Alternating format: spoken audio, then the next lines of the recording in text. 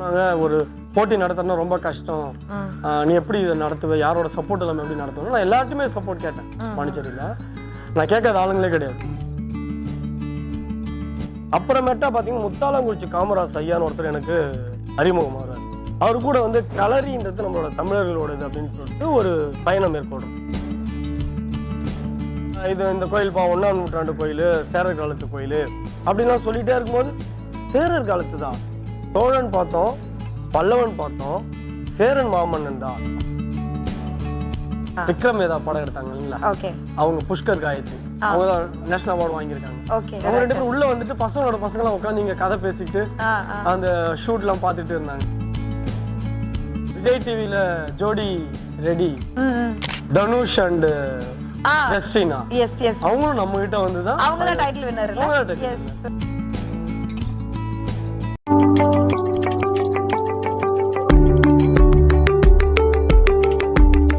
Hello viewers, welcome to Pandi talks. So இன்னைக்கு இந்த வீடியோல நம்ம யாரை பத்தி பார்க்க போறோம் அப்படின்னு பாத்தீங்கன்னா முனைவர் கா கணேஷ் அவர்கள். ஸோ மல்கம்பம் அப்படின்ற ஒரு கலையை நம்ம பாண்டிச்சேரிக்கு அறிமுகப்படுத்தின ஒரு நபர். ஸோ அவர் கூட தான் இணைந்திருக்கோம். வணக்கம் மாஸ்டர். வணக்கம்.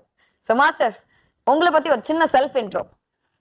நான் வந்து பிஎஸ்சி ஃபிசிக்கல் எஜுகேஷன், ப்ராப்பராக ஃபிசிக்கல் எஜுகேஷன் ஃபேமிலின்னு கூட சொல்லலாம். Okay. BSc physical education, BPEd, MPEd, MSc yoga, MPhil PhD முடிச்சுட்டு மல்கம் ஃபீல்டில் இப்போதைக்கு புதுச்சேரியில் ஒரு பேர் சொல்லும் அளவுக்கு ஒரு அகாடமி ஆரம்பித்து அந்த அகாடமியை இங்கே ரன் பண்ணிகிட்டு இருக்கோம். அதுக்கு முன்னாடி பார்த்தீங்கன்னா நான் பள்ளிகளில் ஒர்க் பண்ணிட்டு இருந்தேன். தென் காலேஜில் போய் ஒர்க் பண்ணேன். பட் எனக்கு வந்து நம்மளோட கலையை எடுத்துகிட்டு போகிறதுக்கு ஒரு இடம் தேவைப்பட்டுச்சு. பள்ளிகள்லையோ இல்லை கல்லூரிகள்லையோ போனாக்க கலையை எடுத்துகிட்டு போக முடியாது. ஏன்னா கல்லூரியோட என்ன ஒர்க், முக்கியமான ஒர்க் அதை தான் பண்ணணும். நம்ம கலையை எடுத்துகிட்டு போகணுன்ட்டு அவங்ககிட்ட எதிர்பார்க்கறது கொஞ்சம் தவறான ஒரு விஷயமா இருக்கு. அதனால நான் என்ன பண்ணேன், வேலைகள்லாம் எதுவும் போக வேண்டாம், ஒரு அகாடமி மாதிரி ஆரம்பிக்கலாம்னு சொல்லி 2013 அகாடமி ஆரம்பிச்சு 2015 கொஞ்சம் அப்படியே பில்டு பண்ணி 2024 இன்னைக்கு ஒரு பெரிய ஸ்தாபனமாக உருவாக்கி இல்லை ஒரு 150 மாணவர்களுக்கு மேலே பயிற்சி அளிச்சுக்கிட்டு வந்துட்டு இருக்கோம். மல்லர் கம்பம், ஜிம்னாஸ்டிக்ஸ், ஏரியல் சில்க் எல்லாமே பயிற்சி. இங்கே நம்மக்கிட்ட கற்றுக்கிட்டவங்க தான் பாண்டிச்சேரி ஃபுல்லாக கிளாஸஸ் எது எடுத்தாலும் கற்றுக்கினவங்க தான் இருப்பாங்க அப்படின்னு நான் நினைக்கிறேன். அந்த வகையில் நல்லா பண்ணிட்டு, அது இல்லாமல் பள்ளிகளில் 2-3 பள்ளிகளில் வந்து லிசே பாண்டி அந்த ஸ்கூலு, லிசே இன்டர்நேஷ்னல், அது க்ளூனி, அப்புறம் சாய்ராம் வித்யாலயா, இங்கெல்லாம் வந்து பார்ட் டைமாக மல்லர் கம்பம் ஜிம்னாஸ்டிக்ஸ் கிளாஸஸ் எடுத்துகிட்டு இருக்கோம். இதான் ப்ரீஃபாக என்னை பற்றின ஒரு சின்ன இன்ட்ரோடக்ஷன். ஸோ நீங்கள் வந்து 2013 நம்மளோட சத்ரியா அகாடமின்ற ஒரு சாம்ராஜ்யத்தை உருவாக்குனதா சொன்னீங்க. பட் அதுக்கு முன்னாடி ஒரு பிசிக்கல் எஜுகேஷன் ட்ரைனராக இருந்திருக்கீங்க ஸ்கூல்ஸில், காலேஜஸில் அப்படின்னு சொன்னீங்க. ஸோ எந்த ஒரு விஷயம் நீங்கள் வந்து அந்த பிசிக்கல் ட்ரைனர் அப்படின்ற ஒரு போஸ்டிங்கை காலேஜ் அண்ட் ஸ்கூல்லேருந்து விட்டுட்டு சத்ரியா அகாடமியை ஓப்பன் பண்ணணும் அப்படின்னு தோண வச்சது? இது ரொம்ப ஒரு சென்சிட்டிவான ஒரு விஷயம் கூட சொல்லலாம். ஓகே. நான் வந்து ஃபர்ஸ்ட் 2009 எம்ஃபில் முடிச்சேன்னு வச்சோங்க. எம்ஃபில் முடித்த உடனே எனக்கு அங்கே கேம்பஸ் இன்டர்வியூ மாதிரி என்னை வந்து ஒரு பொள்ளாச்சியில் ஒரு மிகப்பெரிய ஒரு பள்ளி, நாச்சியார் வித்யாலயம்னு சொல்லுவாங்க. ஓகே. ஆடியார் அறிவு திருக்கோயிலோட பள்ளின்னு வச்சுக்கோங்க. அவங்க வந்து 2009 நான் முடித்த உடனே நான் வந்து மே மாதம் எனக்கு எக்ஸாம் முடிஞ்சது. மே மாதம் 27 நான் இப்போ ஸ்கூலில் ஜாயின் பண்ணிட்டேன்.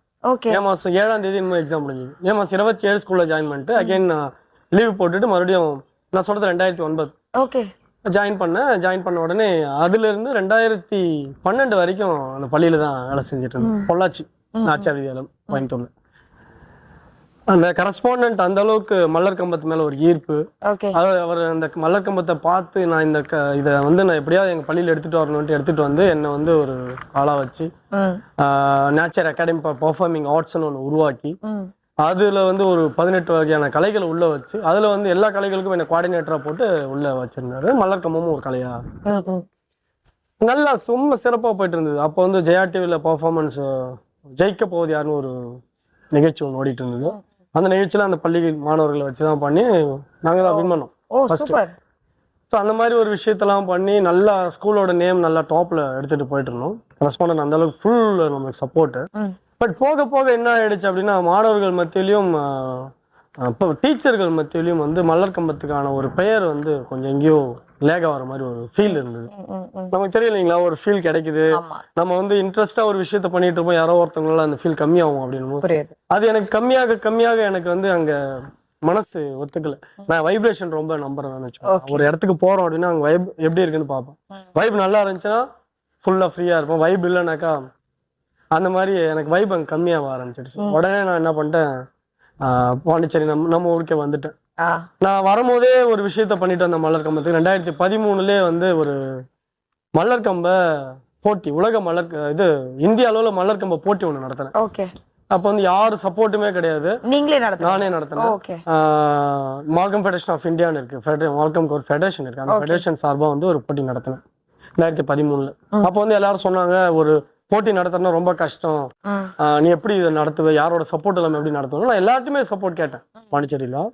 நான் கேட்காத ஆளுங்களே கிடையாது. ஆனா விஷயம் என்னன்னா, நான் யாருன்னு தெரியாது இல்லையா, அவங்க எதுக்கு எனக்கு பண்ணணும்.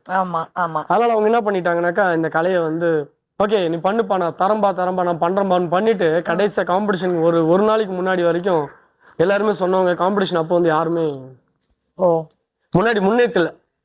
அப்ப என்ன ஆயிடுச்சுன்னா, நான் சம்பாதிச்ச பணம், நான் பள்ளியில வேலை செஞ்சேன் 2009, எனக்கு 27,500 ரூபா சம்பளம் சம்பாதிச்சு மொத்தமா எல்லாமே வீட்டுல கொஞ்சம் கொடுப்பேன், மீதி எடுத்து வச்சு அந்த மாதிரி சம்பாதிச்ச பணம் எல்லாத்தையும் எடுத்து மொத்தமா எடுத்து வச்சு எடுத்துட்டு வந்தேன். எடுத்துட்டு வந்து மொத்தமா ஓடுற குதிரை மேல கட்டணும்னுவாங்க. நான் அந்த குதிரை அப்ப ஓடாத குதிரை மேல கட்டி என்னோட மொத்த பணம் ஒரு 8 லட்சம் ரூபாய் செலவு பண்ணி ஒரு பெரிய மல்லர் கம்ப போட்டியை நடத்தினேன். எனக்கு நிறைய பேர் உதவி செஞ்சாங்க. ஸ்மைல் ஃபவுண்டேஷன் அப்போ ஒரு பெரிய குரூப் வந்து அவங்க எனக்கு உதவி செஞ்சாங்க. அப்புறம் போன்னேரு ஸ்கூல் அவங்க பாதி ஒர்க் பண்ணாங்க, பிளஸ் நானும் ஒர்க் பண்ணேன். அந்த இடத்துல ரொம்ப அடிபட்டுட்டேன்.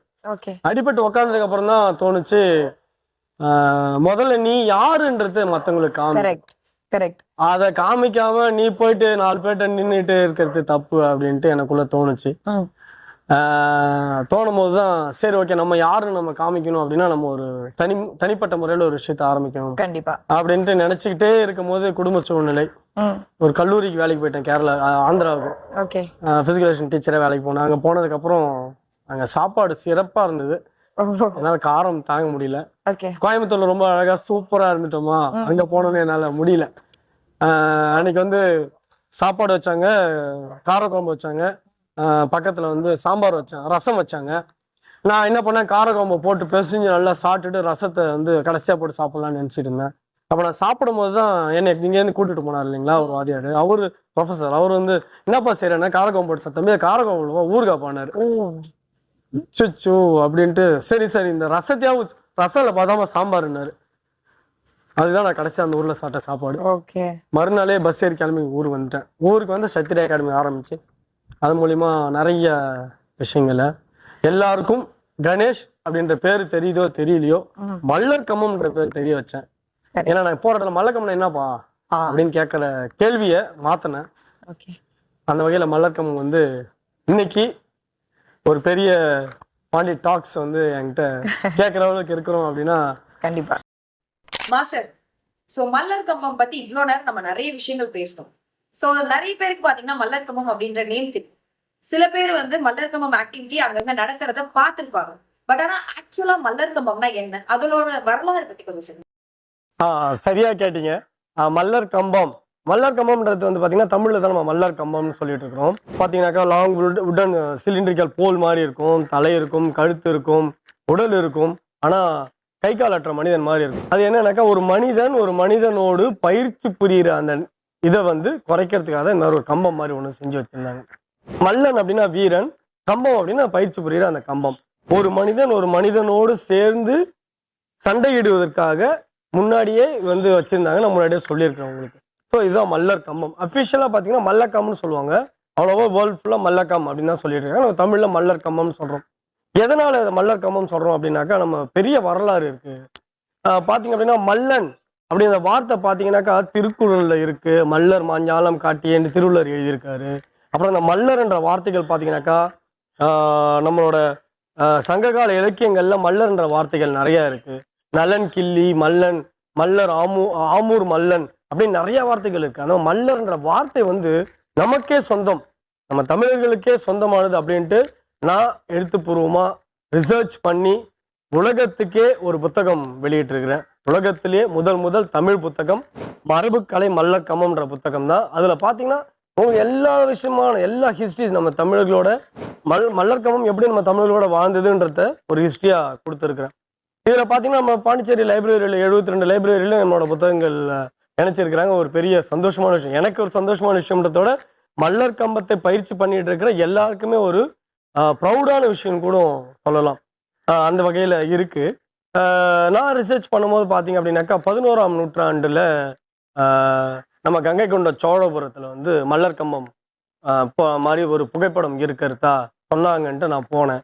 போய் பார்த்தா கண்டிப்பாக மல்லர் கம்பம் மாதிரி தான் இருந்தது. அதே நான் அப்போல்லாம் வந்து மொபைல் ஃபோன்லாம் கிடையாது ஃபோட்டோ எடுக்கிறதுக்கு. நான் பார்த்துட்டு வந்து ரொம்ப சந்தோஷப்பட்டேன். அப்பையிலேருந்து என்னோட ஹிஸ்ட்ரி என்னோட தேடல்களை ஆரம்பித்தேன்.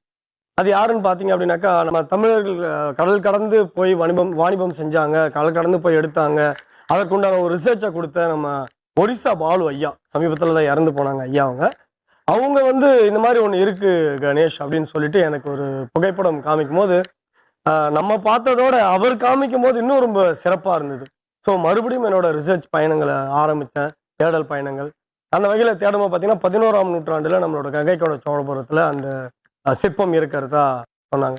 சரி, அடுத்தபடியாக வேற எங்கே இருக்கும் அப்படின்ட்டு நம்ம சோழர்கள் அந்த கட்டடக்கலையை நோக்கி நகரும் போது பார்த்தீங்கன்னாக்கா ஐராவதீஸ்வரர் பக்கத்தில் கும்பகோணம். அங்கே பார்த்தீங்கன்னா ஒரு 4 பேர் சேர்ந்துக்கிட்டு ஒரு மல்லர் கம்பம் செய்கிற மாதிரி ஒரு பார்த்தேன். இந்த இடத்துல நம்ம கங்கை கொண்ட சோழபுரத்தில் பார்த்தீங்கன்னாக்கா ஒரு கம்பத்தில் 4 விதமான பயிற்சிகளை செய்கிற மாதிரி இருக்கும். ஒரு ஒரு ஒரு இதுலையுமே பார்த்தீங்கன்னா ஒரு கையை மூடிட்டு பார்த்தீங்கன்னா இன்னொரு பயிற்சி மாதிரி தெரியும், இந்த கையை மூடிட்டு பார்த்தீங்கன்னா இன்னொரு பயிற்சி மாதிரி தெரியும். ஸோ ஒரு உருவம், ஒரு கம்பம், ஒரு தலை, பட் உருவங்கள் அந்த காலோட ஆக்ஷன்ஸ் வந்து மாறி இருக்கும். ஸோ அந்த வகையில் ஒரு சிறப்பான ஒரு சிற்பம், அதுவும் நம்ம மல்லர் கம்பம் சிற்பம்னு நினைக்கும் போது ரொம்ப சந்தோஷமா இருந்தது. ஸோ அப்படியே தேடல்கள் போயிட்டே இருந்தது. சரி வேற எப்படிடா அப்படின்னு ஒரு சின்ன ஒரு எனக்காக ஒரு பரிகாரத்துக்காக நாங்கள் வந்து காஞ்சிபுரம் போயிருந்தோம். காஞ்சிபுரம் கோயிலுக்கு போகும்போது ஒரு சின்ன ஒரு இன்சிடென்ட் தான் அது. திடீர்னு பார்க்கும்போது பார்த்தீங்கன்னா மல்லர் கம்பம் மாதிரி சிற்பங்கள் இருந்தது. உள்ளே போய் பார்க்குற மல்லர் கம்பம் சிற்பம் தான். ஸோ அந்த தூண்கள் இருக்கு. ஸோ ரொம்ப சந்தோஷமா இருந்தது. ஆனால் தேடலுக்காக போகல, ஆக்சுவலாக அது வேற ஒரு பரிகாரத்துக்காக போனேன். ஸோ அந்த சிற்பத்துக்கூட உட்காந்து அதை நல்லா இது பண்ணி அப்புறமேட்டா தான் மொபைல் ஃபோன்லாம் வாங்க ஆரம்பித்தோம். மொபைல் ஃபோன் வாங்க ஆரம்பிச்சு எல்லா பிக்சர்ஸையும் எடுத்து என்னோட புத்தகத்தில் நான் வந்து குறிப்பிட்டிருக்கிறேன் எல்லாத்தையுமே. அதில் எல்லாமே என் மொபைல் ஃபோன் எடுத்த பிக்சர்ஸ் தான் கொடுத்துருக்கேன். எதுவுமே ஒரு பெரிய கேமராவில் எடுத்த மாதிரிலாம் இல்லை. ஏன்னா நான் எப்போ எந்த காலத்தில் எடுத்தனோ அதை இணைக்கணும் அப்படின்னு புத்தகத்தில் அப்படின்றது தான் என்னோட ஒரே குறிக்கோளாக இருந்தது. ஸோ அந்த வகையில் இணைச்சேன். சரி இப்படிலாம் இருக்கும்போது சரி 7ஆம் நூற்றாண்டு இந்த கட்டளைகளை 7ஆம் நூற்றாண்டு பல்லவர் காலத்து இதுன்னொடனே பாரா நம்ம 11ஆம் நூற்றாண்டு நினைச்சா 7ஆம் நூற்றாண்டுன்னு ஆயிடுச்சுட்டு சரி மறுபடியும் தேடல் பயணங்கள் தொடரும். புத்தகத்தை ஆரம்பிச்சு எழுதி முடிச்சுட்டு பிரிண்டிங்க்கு போயிடுச்சு புத்தகம். அப்புறமேட்டா பார்த்தீங்கன்னா முத்தாலங்குறிச்சி காமராஜ் ஐயான்னு ஒருத்தர் எனக்கு அறிமுகமாகிறார். அவர் கூட வந்து களரின்றது நம்மளோட தமிழர்களோடது அப்படின்னு சொல்லிட்டு ஒரு பயணம் மேற்கொள்றோம், களப்பணி அப்படின்னு மேற்கொள்ளும் போது பார்த்தீங்க அப்படின்னாக்கா நாங்கள் 2 பேரும் நிறைய இடங்களுக்கு போனோம். அதில் பார்த்தீங்கன்னா முருகன் கோயில்ன்ட்டு கன்னியாகுமரியில் ஒரு கோயில் இருக்குது, மார்த்தாண்டத்துக்கு பக்கத்தில் குமணன் கோயில். அங்கே போய் பார்த்தோம். அங்கே தான் வந்து களரி உருவான இடம்னு சொல்லிட்டு வள்ளி குகைன்னு அந்த ஏரியாவுக்கு போகும்போது அந்த கோயிலுக்கு போனோம். அந்த கோயிலில் போய் பார்த்தா ஒரு சிற்பம் இருக்குது. ஆனால் ஆக்சுவலாக அவர் வந்து என்கிட்ட இது வந்து மல்லர் கம்பம் சிற்பம் மாதிரியே நாங்கள் யோசிக்கல. இது இந்த கோயில் 1ஆம் நூற்றாண்டு கோயில், சேரர் காலத்து கோயில் அப்படின்லாம் சொல்லிகிட்டே இருக்கும்போது சேரர் காலத்து தான், சோழன் பார்த்தோம், பல்லவன் பார்த்தோம், சேரன் மாமன்னன் தான் அப்படின்னு சொல்லிட்டு நல்லா ஒத்து பார்க்கும்போது சிற்பம் வந்து மல்லர் கம்ப சிற்பம் தான். அது வந்து அந்த களரின்ற அந்த புத்தகத்தில் வந்து வடிவமைச்சிருக்கு. அடுத்து என்னோட புத்தகத்தில், ஆங்கில புத்தகத்தில் வந்து அது வரும். ஸோ இந்த மாதிரி நம்மளோட மல்லர் கம்பம் பார்த்தீங்கன்னா நம்ம கூடவே 1ஆம் நூற்றாண்டுலேருந்து இதுவரை வந்துக்கிட்டு இருக்கு. ஆனால் நிறையா பேர் இப்போ நீங்கள் கேட்கும் போது கூட சொன்னீங்க பார்த்துருப்பாங்க, சில பேர் வந்து செஞ்சுருப்பாங்கன்னு. நிறைய பேர் செஞ்சுருக்கிறாங்க. நம்ம புதுச்சேரியிலே நிறைய பேர். ஒரு காவல்துறை ஆய்வாளர் ஒருத்தர் வந்தார். அவர் வந்து பார்த்தீங்க அப்படின்னாக்கா மல்லர் கம்பத்தை ஒரு டெமோ பார்த்துட்டு இப்போ நான் வந்து 1970-72 இந்த பயிற்சியை நம்ம புதுச்சேரியில் பண்ணியிருக்கோம்பான்றார். ஸோ மல்லர் கம்பம் பார்த்தீங்கன்னா நம்ம புதுச்சேரியில் எத்தனையோ காலங்களாக இருக்குது. ஆனால் அதை யாரும் எடுத்துக்கிட்டு வர்றதுக்கு உண்டான சந்தர்ப்பங்கள் யாருக்கும் கிடைக்காம ஒரு சூழல் தான். ஸோ இந்த வகையில் மல்லர் கம்பத்துக்கான வரலாறு புதுச்சேரியில் 1970ன்ற நம்ம தமிழகத்தில் பார்த்தீங்க அப்படின்னாக்கா 1ஆம் நூற்றாண்டுலேருந்து ஸோ இன்னைக்கும் மல்லர் கம்பம் அனைவராலும் போற்றப்படுற ஒரு கலையாக இருக்குது. அது மட்டும் இல்லாமல் பாராட்டக்கூடிய ஒரு கலையாக இருக்குது. ஏன்னா இதோட பயிற்சிகள்லாம் பார்த்தீங்கன்னா மயிர்கூச்செறியும் விதமாக இருக்கும். அது மட்டும் இல்லாமல் பயிற்சி செய்கிறவங்க உடல் பார்த்தீங்க அப்படின்னா ரொம்ப கட்டுக்கோப்பாக செம்மையாக இருப்பாங்க. மல்லர் கம்பம் பத்தி கேட்டு தெரிஞ்சுக்கிட்டதுல அதோட வரலாறை கேட்டதுல எனக்கு ரொம்ப சந்தோஷமா இருக்கு. ஸோ தொடர்ந்து என்னோட கேள்வி என்ன அப்படின்னா, ஸோ இதை நம்ம கத்துக்கிறதுனால என்ன ஒரு ஸ்போர்ட்டா இருந்தாலுமே சரி, நம்ம வந்து அதுல போய் கத்துக்கிறோம் அப்படின்னும் போது நமக்கு ஏதாவது ஒரு பெனிஃபிட் இருக்கும். அது உடல் ரீதியாவா இருந்தாலும் சரி, இல்ல மன ரீதியாக இருந்தாலும் சரி. இப்ப யோகா எடுத்துக்கிட்டோம்னா நம்மளுக்கு மைண்ட் அண்ட் பிசிக்கல் ஹெல்த் சூப்பரா இருக்கும். ஸோ அந்த மாதிரி எல்லா இதுக்குமே ஒரு விஷயம் இருக்கு. ஸோ அதே மாதிரி நம்ம மல்லர் கம்பம் பயிற்சி எடுத்துக்கிறது மூலமா, அதுல தொடர்ந்து பயணிக்கிறது மூலமா என்னென்ன பெனிஃபிட்ஸ் இருக்கு? ஆஸ் அ கேர்ள்கா இருக்கலாம், இல்லைன்னா பாய்க்கா இருக்கலாம், யாருக்கு வேணாலும் இது பெனிஃபிட்மா இந்த இது பண்றதுனால அப்படின்னா என்ன சொல்வீங்க? எந்த ஒரு கலையுமே கத்துக்கிறதுனால பெனிஃபிட் இருக்கு நீங்க சொன்னீங்க. ஒரு உண்மையாலுமே விஷயமா தான். இந்த காலத்துல மாணவர்கள் மத்தியில பாத்தீங்க அப்படின்னாக்கா எல்லாருமே வேற ஒண்ணுத்துல அடிக்ட் ஆகிட்டு போயிட்டு இருக்காங்க. அந்த விளையாட்டு மட்டும்தான் எதுல அடிக்ட் ஆனாலும் அவங்கள வந்து மனிதனாக மாற்றும் அப்படின்னு சொல்லிக்கலாம். அந்த வகையில மல்லக்கம்பம் பாத்தீங்க அப்படின்னாக்கா நிறைய பெனிஃபிட்ஸ் சேர்ந்து இருக்கு. ஏன்னா இது ஒரு கலை கிடையாது. ஜிம்னாஸ்டிக்ஸ், யோகா, மல்யுத்தம் எல்லா கலையும் இணைத்த ஒரு கலை. ஓகே. சோ மல்யுத்த கலையில என்ன ஒரு சூப்பரா இருக்கும் அப்படின்னா பிசிக். எஸ். சூப்பரான பிசிக் இருக்கும். யோகா கலையில என்ன சூப்பரா இருக்கும்? Mental health, mental ability, mental health சூப்பரா இருக்கும். அவன் வந்து ஒரு பலமானவனா இருக்கும் அப்படின்னு சொல்லலாம். நலமானவன், பலமானவனா. அடுத்தது பாத்தீங்க அப்படின்னாக்கா ஜிம்னாஸ்டிக்ஸ். ஜிம்னாஸ்டிக்ஸ்ல பாத்தீங்கன்னா பிளெக்சிபிளா இருக்கும். ஓகே. மனிதனுக்கு தேவையானது 3 தானே. இந்த 3மே ஒரே கலையில அமைஞ்சிருக்கும். ஓகே. இன்னொரு விஷயம், நம்ம கயிறு மல்லக்கம்பம் ஏறும்போது பாத்தீங்கன்னா மெட்டி ஏறுவாங்க. காலால இந்த 2 கட்ட விரலாலையும் பக்கத்து விரலாலையும் மெட்டி ஏறுவாங்க. மெட்டி எப்ப பெண்கள் பயன்படுத்துவாங்க? கல்யாணத்துக்கு அப்புறம். எதற்காக? அது நான் கேள்விப்பட்ட வரைக்கும் நான் எனக்கு தெரிஞ்சதை சொல்றேன். மெட்டி போடுறது மூலமா அங்க ஐ மீன் அந்த விரல்ல இருக்கிற நர்வ்ஸ் வந்து நம்மளோட கர்ப்பப்பையில கனெக்ட் ஆயிருக்கும். சோ தட் அதுக்கு ஹெல்ப்ஃபுல்லா இருக்கும். உண்மையாதான். ஓகே. அப்ப ஏன்னா கல்யாணம் ஆனதுக்கு அப்புறம் தான் மெட்டியே போடுறாங்க. அது நம்ம மல்லர்கம்பம், கயிறு மல்லர்கம்பம் ஆரம்பத்துல இருந்து மெட்டி தான் ஏறுவாங்க. ஓகே. எந்த அளவுக்கு டெவலப் ஆகும் நீங்க சொல்லிக்கோங்க. உங்களோட கேள்வியில இருந்து பதில். கண்டிப்பா கண்டிப்பா. அதாவது ஒரு பெண் வந்துட்டு கல்யாணம் அப்படின்ற ஸ்டேஜுக்கு போனதுக்கு அப்புறமா பண்ற ஒரு விஷயத்த சின்ன வயசுல இருந்து நம்ம பிராக்டிஸ் பண்ணும்போது அது இன்னும் கொஞ்சமே நம்மளுக்கு நல்லா இருக்கும், ஸ்ட்ரென்த்தனா இருக்கும். அதனால தான் அன்னையில இருந்து மல்லர்கம்பம், கயிறு மல்லர்கம்பம் வச்சு. Okay okay okay. ஆக்சுவலா கயிறு மல்லர்கம்பம் வர்றதுக்கு முன்னாடி பெரம்பு தான் யூஸ் பண்ணிட்டு இருந்தாங்க. நம்ம சிலம்பம் சுத்துவாங்களே பெரம்பு, அந்த பெரம்பு தான் லாங்கா 15 அடி ஏறுவாங்க. அதுல ஏறிப்பி அதுல அந்த பெரம்பை கஷ்டப்பட்டு வளைச்சு போடுவாங்க. இப்ப மாடர்ன் கயிறுல வந்துருச்சு. அந்த கயிறுல பாத்தீங்க அப்படின்னா அவங்க பண்ற ஒவ்வொரு நாட்ஸ் பாத்தீங்க அப்படின்னாக்கா அந்த நம்மளோட வர்ம புள்ளிகளை ஆக்டிவேட் பண்ற ஒரு விஷயமா இருக்கும். ஒவ்வொரு நாட்ஸுமே தைல போடுற not, angle not, hip not, எல்லா நாட்ஸுமே. அப்படியே மல்லக்கம்பம் சைடு போறோம், அதாவது கம்பு கிட்ட போறோம். கம்பு கிட்ட போனா பிடிமுறைகள் அவங்க 2 பிடிமுறைகள் பண்ணுவோம். உள்தொடை பிடி, வெளித்தொடை பிடின்னு போடுவாங்க. உள்தொடை பிடி நம்ம எல்லா மல்யுத்தத்துல தட்டுவாங்க தொடை. எதனால பெனிஃபிட் என்ன அப்படின்னு கேட்டு பாருங்களா. இதை தட்டும் போது ஒரு புத்துணர்ச்சி அடைவோம். அக்குபஞ்சர் பாயிண்ட்ஸ் நல்லா தெரியும், எல்லாருக்குமே தெரிஞ்சிருக்கு. இப்ப தெரிய வாய்ப்பு இல்ல. நல்லா தூங்கி நிற்பாங்க. மிஸ் வந்து தொடைக்கு தொடைக்கு ஒரு தூக்கமா ரெடி ஆயிடும் இல்லையா. அதுதான் அந்த தொடை. அந்த தொடையை மல்லர் கம்பத்தினோடு இணைத்து பிடிமுறை இட்டு உடலை வலுப்படுத்தும். அந்த பிடிமுறை இடும்போது பாத்தீங்கன்னா தலைக்கீழ இருக்கும். பிளட் சர்க்குலேஷன்ஸ் ஹெட்டுக்கு வரும். சூப்பர். யோகால சொல்ற ராஜா ஆசனா, சிரசாசன் காரணம் என்ன சொல்றாங்கன்னாக்கா தலைக்கீழ இருக்கிறாங்க, பிளட் சர்க்குலேஷன்ஸ் வந்து ரிவர்ஸ் ஆகுது. மல்லர் கம்பத்துல 90% ஆஃப் practices reverse தலைகீழ தான் இருக்கும். எஸ். சோ brain நல்ல ஆக்டிவேட் ஆகும். ஓகே. படிப்பு ஆட்டோமேட்டிக்கா வரும். சிந்தனைகள் இன்கிரீஸ் ஆகும். சிந்தனைகள் சிதற விடாது. ஓகே. மெமரி பவர் வேற லெவல் ஆகும். அட்வென்ச்சரல் மைண்ட் இருக்கும். பார்த்த உடனே அப்சர்வேஷன் கெப்பாசிட்டி இருக்கும். லைக் பச்சை மரம் மாதிரி இருக்கும். ஓகே. அப்படி ஆணி அடிச்சா உள்ள போய் சொருவணும், அந்த மாதிரி இருக்கும். பச்சை மரம் மாதிரி இருப்பான், இளமையா இருப்பான். கண்டிப்பா. இது எல்லா விஷயங்களோடும் ரிசர்ச் ஓரியன்டலா சொல்ல போனாக்கா மல்லர்கம்பம் பயிற்சி செஞ்ச பெரியவர்கள் வடநாட்டுல தான் அதிகமா பயிற்சி பண்ணிட்டு இருந்தாங்க. நம்ம கிட்ட பண்ணல. நம்ம அந்த காலத்துல என்ன பண்ணியிருக்காங்க தவிர இதை கண்டினியூ பண்ண வடநாட்டுக்காரங்க. அங்க பாத்தீங்கன்னா 57 வயசுல ஒருத்தருக்கு வந்து குழந்தை பிறந்தது.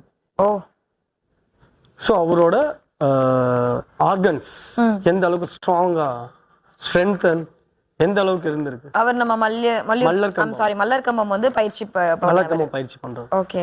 57 வயசுல குழந்தை. இந்த 45 வயசுல இந்த இடம்லாம் கிடையாது நிறைய பேருக்கு.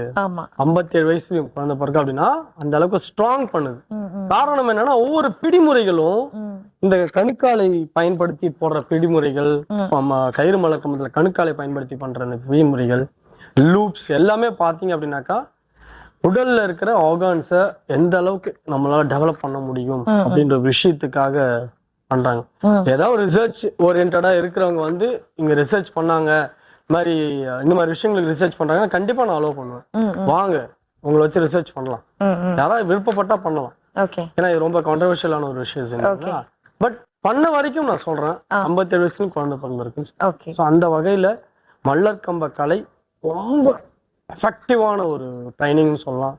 இளமையா இருக்கும், மனிதனாக வாழ வைக்கும். கண்டிப்பா மாஸ்டர். ஆக்சுவலி எல்லா ஸ்போர்ட்டுமே நம்மளுக்கு கத்துக் கொடுக்குற முதல் விஷயம் டிசிப்ளின், அதுக்கப்புறம் வந்து பிசிக்கல் ஸ்ட்ரென்த், அதுக்கப்புறம் மென்டல் ஹெல்த். ஸோ இந்த 3 விஷயத்தை தான் எந்த ஸ்போர்ட்டா இருந்தாலும் சொல்லித்தரும். அதை நம்ம மல்லர் கம்பம் இன்னும் எக்ஸ்ட்ரா ஒரு படி போய் சொல்லித்தருது அப்படின்னு நினைக்கும் போது ரொம்ப சந்தோஷமா இருக்கு. டிசிப்ளின் சொல்லும் போது எனக்கு ஞாபகம் வந்து மல்லர் கம்ப கலையில இருக்கவங்க மேக்ஸிமம் நிறைய பேர் நான் வந்து இந்த ட்ரிங்க்ஸ் பண்ணி பார்த்தது இல்லை. அது மாதிரி ரொம்ப ஒழுக்கமான மாணவர்களா இருப்பாங்க. பெண்களா இருக்கட்டும் மாணவர்களா, ஒழுக்கம், அவங்கள அந்த ஒழுக்கத்துல இருந்து வெளியில போறாங்கனாலே ஆசான்கள் வந்து அவங்கள தயவு செஞ்சு போயிட்டு வாங்க கையெடுத்து கும்பிட்டுருவாங்க. ஒழுக்கத்தோடு இருக்கிறாங்க அப்படின்னா அவங்கள நம்ம வந்து மேக்சிமம் எந்த அளவுக்கு அவங்க மேல போவாங்க அப்படின்றது. ஸோ ஒழுக்கம்னும் போது அதை நான் மறந்துட்டேன். காரணம் என்னன்னாக்கா நம்மளோட இருக்கிற சில விஷயங்களை மறந்துடுவோம் இல்லைங்களா.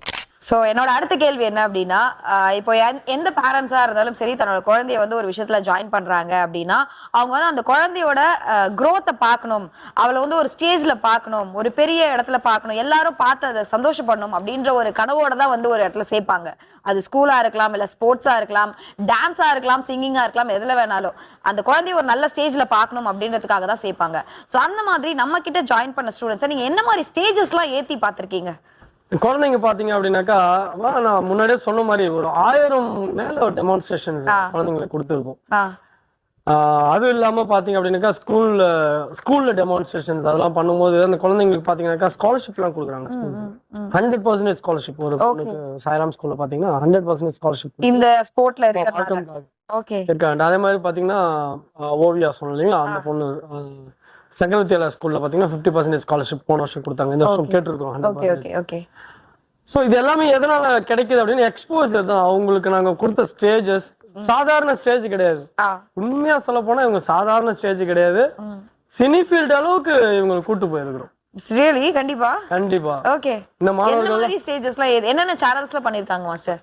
நம்ம திரையுலகத்துல போனோம் அப்படின்னாக்கா Sun TV, Vijay TV, Zee TV, Kalaignar, இது எல்லாத்துலயுமே டேலண்ட் ஷோன்னு ஒண்ணு நடக்குது அப்படின்னாக்கா மாணவர்கள் இல்லாம இருக்காது. நம்ம மாணவர்கள் சத்ரியா அகாடமில இருந்து ஸ்டூடெண்ட்ஸ் இல்லாம இருக்கு. அது சத்ரியா அகாடமின்னு போட மாட்டாங்க. ஆமா, அது போட மாட்டாங்க. குழந்தையோட பெயர் வெளில வரும். அதுவே உங்களுக்கு போதும். போன வருஷம் பாத்தீங்கன்னா கலைஞர் டிவில பாத்தீங்கன்னா புதுச்சேரியிலிருந்து ஐரீன், புதுச்சேரியிலிருந்து அன்புக்கரசி, நிறைமதி அப்படின்னு பேரை போட்டு எல்லாருக்கும் ரொம்ப பெருமையா இருந்தது. எதிர்பார்த்தாதாங்க. கண்டிப்பா மாஸ்டர். ஏன்னா என் குழந்தை எந்த அளவுக்கு வெளியில 4 பேருக்கு தெரியுதுன்றது மட்டும் தான் குழந்தை பேரண்ட்டுக்கு தேவையே தவிர என் குழந்தை எவ்வளவு மெடல் வாங்கினான்னு கூட உங்களுக்கு தேவையில்லை. ஏன்னா குழந்தை எல்லா மெடலுமே எல்லா பேரண்ட்டுக்கு சொல்லிக்கிறது என்னன்னா 9th 10th +1 +2 4 வருஷத்துல அடிக்கிற மெடல் மட்டும்தான் அவனோட கரியர் டெவலப்மெண்ட்டுக்காக தேவைப்படும். அவன் 8th இருந்தோ 6th செகண்ட் ஸ்டாண்டர்ட்லயோ மெடல் அடிச்சானா அந்த மெடல் கரியர் டெவலப்மெண்ட்டுக்கு இல்ல, அவனோட ஓன் டெவலப்மெண்ட்டுக்கு தான் தேவைப்படும். சரி, அப்ப 9th கூட நான் என் பையனை சேர்த்துக்கலாம் அப்படின்னா முடியாது. இப்ப இருந்து பிராக்டிஸ் பண்ணாதான் 9th மெடல் அடிக்க முடியும். அந்த வகையில இது மட்டும் இல்லாம நம்ம குழந்தைங்க பாத்தீங்க அப்படின்னாக்கா ஒரு வெப் சீரிஸ்ல கூட பார்ட்டிசிபேட் பண்ணிருக்காங்க, ஆக்ட் பண்ணிருக்காங்க. விக்ரம் வேதா படம் எடுத்தாங்க இல்லைங்களா, அவங்க புஷ்கர் காயத்ரி, அவங்க நேஷனல் அவார்டு வாங்கியிருக்காங்க. அவங்க அவங்களோட ஃபிலிம்ல ஒரு வெப் சீரிஸ்ல வந்து இந்த ஏரியல் சில்க்ன்ற ஒரு விஷயம் பண்ணணும் அப்படின்ட்டு ஆசைப்பட்டு அவங்க கேட்டாங்க. ஒரு நடிகர் மூலியமா வந்து பண்ணாங்க. இத வந்து ட்ரையல் வீடியோ எடுத்து அமிச்சோம். அத பார்த்துட்டு திடீர்னு ஒரு நாள் பாத்தீங்கன்னாக்கா நம்ம சென்ட்ரல் வந்துட்டாங்க. இல்ல எவ்வளவு பெரிய ஆளு, செம்ம பிஸில இருக்காங்க. அவங்க இப்போ வந்து அமீர் கான் வச்சு பண்ணிட்டு இருக்காங்க, விக்ரம் ஏதா ஹிந்தில. அவங்க செம்ம டாப் இப்ப இருக்கிற டைரக்டர். உள்ள வந்துட்டு பசங்களா உட்காந்து இங்க கதை பேசிக்கிட்டு அந்த ஷூட் எல்லாம் பாத்துட்டு இருந்தாங்க. பாத்துட்டு சென்டரை பார்த்தாங்க. சென்டரை பார்த்த உடனே போயிட்டாங்க. அப்படின்னுட்டா இங்க பாண்டியில் நம்ம ஊர்ல தான் நடந்தது, ஷூட் நடந்தது. ஓகே. நம்ம பசங்க பர்ஃபார்ம் பண்ணாங்க. பர்ஃபார்ம் பண்ணும்போது பாத்தீங்கன்னா அந்த கைத்தட்டல்கள்லாம் வச்சிருப்பாங்க இல்லைங்களா, கைத்தட்டுறது 10 பேர் வச்சிருப்பாங்க இல்லைங்களா, கைத்தட்டுங்க அப்படின்னு முன்னாடி சொல்லிட்டு இருந்தாங்க. நாங்க பெர்ஃபார்ம் பண்ண ஆரம்பிச்சோம், இவங்க கை தட்ட ஆரம்பிச்சாங்க. கை தட்டதை நிறுத்துங்கப்பான்னு சொல்றது வந்துட்டாங்க. அந்த அளவுக்கு பசங்களோட பெர்ஃபார்மன்ஸ் இருந்தது. அதை பார்த்துட்டு அவங்க என்ன பண்ணாங்கன்னாக்கா, அவங்க அகாடமிக்கு வந்து உங்களுக்கு சேலரி மாதிரி அகாடமி ஏதாவது தரணும் அப்படின்னு, நீங்க அகாடமிக்கு ஏதாவது வாங்கி கொடுத்துருங்க அப்படின்னு ஒரு 1 lakh rupees இமீடியட்டா போட்டு பாருங்க. இந்த material 1 lakh rupees, 1.5 lakh 2 lakh கிட்ட ஆயிடுச்சு எல்லாமே. லைக் அதுதான் நானே வந்தது கேட்கலாம்னு நினைச்சேன். நீங்க வந்ததுமே இந்த விஷயத்த என்கிட்ட சொன்னீங்க, அது மாதிரி ஒரு வெப் சீரிஸ்ல இருந்து எங்களுக்கு பேமெண்ட் தரேன்னாங்க, நான் வந்து எனக்கு இன்ஸ்டியூட்டுக்கு மெட்டீரியலா வாங்கிக்கிறேன் அப்படின்னு சொல்லிட்டு. ஸோ அதை நீங்க வந்து வாங்கி உங்களோட பர்சனல் யூஸ்க்கு என்ன வேணா நீங்க பண்ணிருக்கலாம். பட் ஏன் வந்து இன்ஸ்டியூட்டுக்கு இன்னும் பசங்களுக்கு மெட்டீரியல், இன்னும் ஹைஃபையான மெட்டீரியல் வாங்கி வச்சா அவங்களுக்கு ட்ரெயின் ஆகிறதுக்கு இன்னும் கொஞ்சம் வசதியா இருக்கும்னு சொல்லிட்டு வாங்கி வச்சிருக்கீங்க. ஸோ அது எதனால மாஸ்டர்? அதான் சொன்னாங்க முன்னாடியே போதன்ட்டு. இது இருந்தா போதும். மாணவர்கள் எந்த அளவுக்கு நம்ம மேல கூட்டிட்டு போறோமோ கண்டிப்பா பிரபஞ்சம் பாத்துட்டு இருக்குது. கண்டிப்பா நம்மள உயர்த்தும். கண்டிப்பா மாஸ்டர். இப்ப இந்த ஜிம்னாஸ்டிக்ஸ் இந்த ஸ்போர்ட்ஸ் எல்லாம் பாத்தீங்கன்னா இப்ப டான்ஸ்குள்ளேயே வர ஆரம்பிச்சிருச்சு.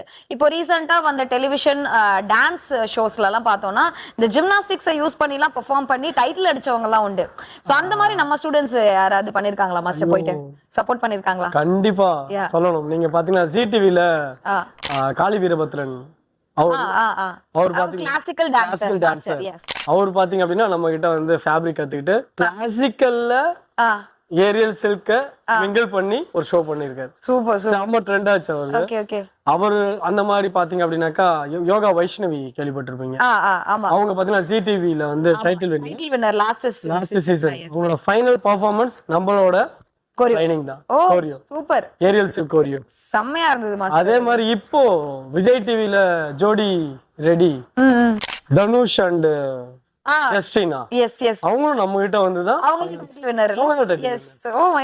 இது இந்த இடத்தோட வைப். கண்டிப்பா இங்க வந்து பிராக்டிஸ் பண்ணிட்டு அவங்களுக்கு போற ஃபேப்ரிக் தான் எல்லாரும் இங்க வந்து பிராக்டிஸ் பண்ணிட்டு இங்க இருந்து தான் போறாங்க. யாருமே நாங்க அங்க போய் பிராக்டிஸ் கொடுக்கல. அவங்க இங்க வராங்க, இங்க வந்து பிராக்டிஸ் பண்றாங்க, பிராக்டிஸ் பண்ணிட்டு அங்க போறாங்க, நாங்க கூட போய் சப்போர்ட் பண்றோம், டைட்டில் வின்னர் ஆகுறாங்க. அவங்களோட திறமை கண்டிப்பா அதுல நம்மளோட சப்போர்ட். நம்ம இந்த ஏரியல் சில்க் என்ற ஒரு விஷயத்த பாண்டிச்சேரியில எடுத்து பண்ணிட்டு இருக்கோம். பாண்டிச்சேரியில இந்தியா ஃபுல்லா எடுத்து பண்ணிட்டு இருக்கோம். அதுல வந்து அதை அவங்களுக்கு கொடுத்து அதுல ஏன்னா வித்தியாசமா காமிக்க முடியுது. அதனால டைட்டில் வின்னர் ஆகுறாங்க. எல்லாருமே இங்க வந்து பிராக்டிஸ் பண்ணிட்டு தான் போயிட்டு இருக்காங்க. கண்டிப்பா இப்ப கூட ஒரு வாய்ப்பு ஒண்ணு கிடைச்சது இந்தியன் 2 படத்துக்கு. இந்தியன் 2 படத்துல இல்ல, அதனோட ஆடியோ ரிலீஸ்க்கு ஆடியோ லான்ச் கிடைச்சது. பட் ஏதோ சம்திங் போக முடியல. கண்டிப்பா பெரிய பெரிய இடங்கள்ல இருப்போம். கண்டிப்பா நான் கூட தான் பேராண்மைன்னு ஒரு படம் பார்த்திருப்பீங்க இல்லைங்களா, அந்த படத்துல இருக்கிறேன் நானு. ஆமா, மார்க்கம் செஞ்சிருப்பேன், வேற ஒன்றும் கிடையாது. அதே மாதிரி பாத்தீங்க அப்படின்னாக்கா தனுஷோட ஒரு படம் நையாண்டி படத்துல ஒரு சீன் மால்கம் செஞ்சுட்டு இருப்பேன், அதுல நான் செஞ்சுட்டு இருப்பேன். அது மாதிரி பட்டாசுன்னு ஒரு படம், அதுல மால்கம் பண்ணிட்டு இருக்கோம். அதே மாதிரி புலியில வந்து அந்த சிங்கிலிய பாட்டு அதுல மல்லர்கம்பம் பண்ணிருக்கோம். இந்த மாதிரி மல்லர்கம்பம் சினி அளவுல நாங்க எடுத்துட்டு போயிட்டு இருக்கிறோம். அதுக்கு எங்களுக்கு வாய்ப்புகள் கிடைக்கும் போது நாங்க பயன்படுத்திக்கிறோம். நம்ம போய் எதுவும் கேட்கறது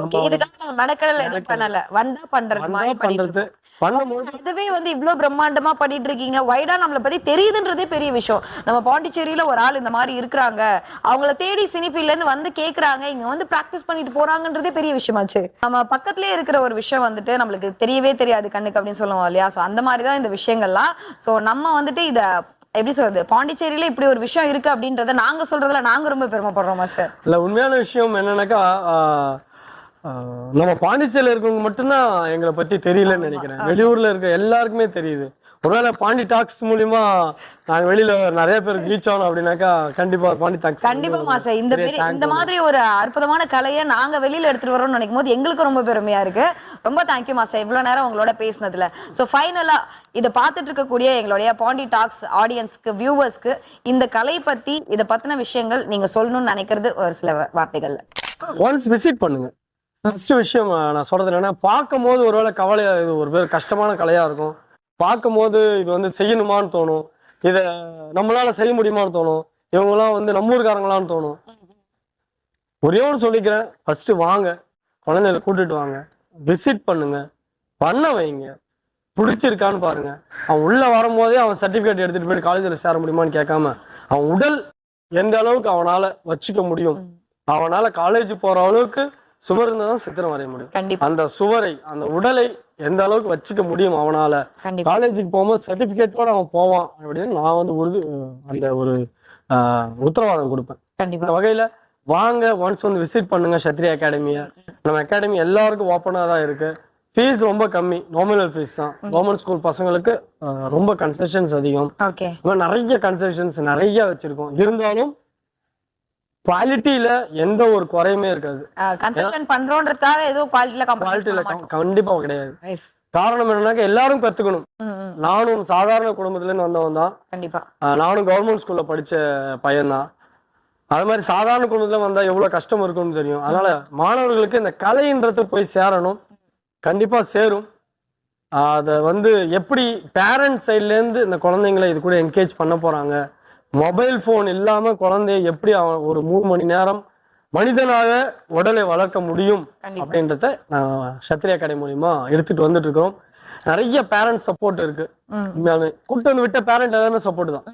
அதுக்கு முன்னாடி வந்து யாரா அவன் கடக்கிறான்னு சொன்னவங்க கூட கூட்டு வந்து விட்டதுக்கு அப்புறம் என் குழந்தை நல்ல பையனா இருக்கிறாங்க அப்படின்னு சொல்ற பேரண்ட்ஸ் தான். ஸோ குழந்தைங்களை நாங்க வந்து ஒழுக்கமான குழந்தைங்களா நல்ல முறையில வளர்த்துட்டு இருக்கிறோம். அதனோட வளர்ச்சி இன்னைக்கு வந்து பாண்டி டாக்ஸ் எங்க கூட இணைஞ்சு இருக்கிறீங்க. கண்டிப்பா. ஸோ இன்னும் பெரிய பெரிய யூடியூப் சேனல்ஸ் மட்டும் இல்லாம பெரிய பெரிய மீடியாஸ் எல்லாம் வந்து இங்க எங்க கூட இணையறதுக்கான வாய்ப்புகள் இருக்கு. காரணம் எங்களோட வளர்ச்சி அந்த அளவுக்கு இருக்கும், எங்களோட குவாலிட்டி அந்த அளவுக்கு கொடுக்கும். இதுவும் பாண்டி டாக்ஸும் பெரிய மீடியா தான். இதுவும் இன்னும் பெரிய மீடியாக்கெல்லாம் நாங்கள் எதிர்பார்த்துட்டு இருக்கிறோம். ஸோ ரொம்ப நன்றி. ஹாய் வியூவர்ஸ், எல்லாருக்கும் ஒரு விஷயம் சொல்லிக்கிறேன். பாண்டி டாக்ஸ் மூலிமா நீங்கள் வந்து எங்களை ரீச் பண்ணணும் அப்படின்னாக்கா கண்டிப்பாக பாண்டி டாக்ஸ் தொடர்பு கொள்ளுங்க. அதுவும் இல்லாமல் வந்து ஒன்ஸ் விசிட் பண்ணுங்க எங்களை. எங்களோட குவாலிட்டிஸ் கொடுக்குறோம். ட்ரையல் கிளாஸ் எடுத்து பாருங்க. உங்களுக்கு பிடிச்சிருந்தா பசங்களை சேர்த்து விடுங்க. பிடிக்கலனாலும் 2 நாள் சேர்த்து விட்டு பாருங்க, அவனுக்கு பிடிச்சிரும். நன்றி. Thank you master, thank you so much. So ஒரு வண்டர்ஃபுல்லான இன்டர்வியூல தான் இன்னைக்கு நாங்கள் வந்து பேசணுன்றது எனக்கு ரொம்ப சந்தோஷமா இருக்கு. ஸோ மாஸ்டர் சொன்னது பார்த்தீங்கன்னா 100க்கு 100 உண்மை. ஆக்சுவலி வந்து பார்த்தீங்கன்னா நம்ம உடம்பு எந்த அளவுக்கு நம்மளுக்கு ஸ்ட்ராங்கா இருக்கோ, ஸ்ட்ரென்த்தா இருக்கோ, எந்த நோய் நொடியும் இல்லாம இருக்குமோ அது வரைக்கும் நம்மளால நம்ம விஷயங்களை பண்ணிக்க முடியும்ன்றதே வந்துட்டு ஒரு பெரிய விஷயம் தான். உடம்பு நல்லா இருக்குது அப்படின்ற பட்சத்துல நம்மளால என்ன வேணா பண்ண முடியும், சம்பாதிச்சுக்க முடியும், எவ்வளவு வேணா பேர் சேர்த்துக்க முடியும், எவ்வளவு வேணா புகழ் சேர்த்துக்க முடியும். பட் ஆனா உடம்பு நல்லா இல்லை அப்படின்னா நம்மள்ட்ட எவ்வளவு பணம் இருந்தாலும் ஒண்ணுமே பண்ண முடியாது.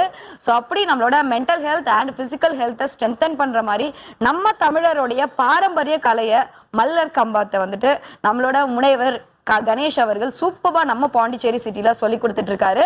அண்ட் நிறைய பெரிய பெரிய ஸ்டேஜஸும் ஏத்திட்டு இருக்காரு அவரோட ஸ்டூடெண்ட்ஸ் அப்படின்னும் போது ரொம்ப சந்தோஷமா இருக்கு.